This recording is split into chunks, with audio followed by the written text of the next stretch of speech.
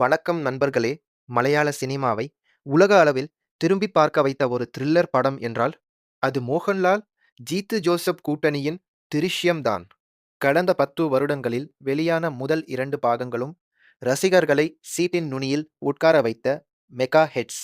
இப்போது அதே வரிசையில் "திருஷ்யம் 3" மிகப்பெரிய எதிர்பார்ப்போடு தயாராகி வருகிறது. மோகன்லால் நடிப்பில் இயக்குனர் ஜீத்து ஜோசப் இயக்கத்தில் உருவாகியுள்ள "திருஷ்யம் 3" படத்தின் படப்பிடிப்பு ஏற்கனவே முடிவடைந்து தற்போது போஸ்ட் புரொடக்ஷன் பணிகள் வேகமாக நடைபெற்று வருகின்றன.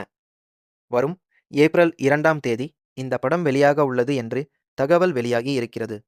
"திருஷ்யம்" முதல் 2 பாகங்களிலும், குறிப்பாக அவற்றின் கிளைமாக்ஸ் ரசிகர்கள் யாருமே யூகிக்க முடியாத வகையில் அமைந்திருந்தது. அதனாலேயே இந்த படம் ஒரு சாதாரண கிரைம் த்ரில்லரிலிருந்து லெஜண்ட் லெவலுக்கு உயர்ந்தது.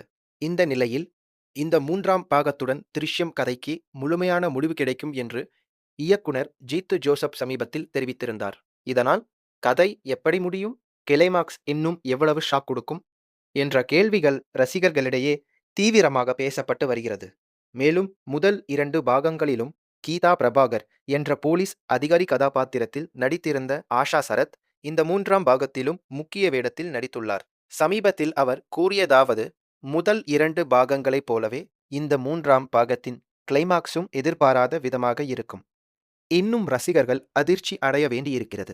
இந்த ஒரு வாக்கியமே ரசிகர்களின் எதிர்பார்ப்பை பல மடங்கு உயர்த்திவிட்டது. மொத்தத்தில் "திருஷ்யம் 3" ஒரு சாதாரண சீக்வல் இல்லை. இது ஒரு லெஜெண்டரி கதையின் இறுதி அத்தியாயம். மோகன்லாலின் மாஸ்டர் கிளாஸ் நடிப்பு, ஜீத்து ஜோசப்பின் யூகிக்க முடியாத திரைக்கதை, இந்த 3ம் சேர்ந்து இன்னொரு வரலாற்று கிளைமாக்ஸை கொடுக்கப் போகிறது என்பதில் சந்தேகமே இல்லை. இப்படி இன்னும் cinema updates, reviews, interesting news எல்லாம் வேண்டும்னா சப்ஸ்கிரைபே பண்ண மறக்காதீங்க நண்பர்களே.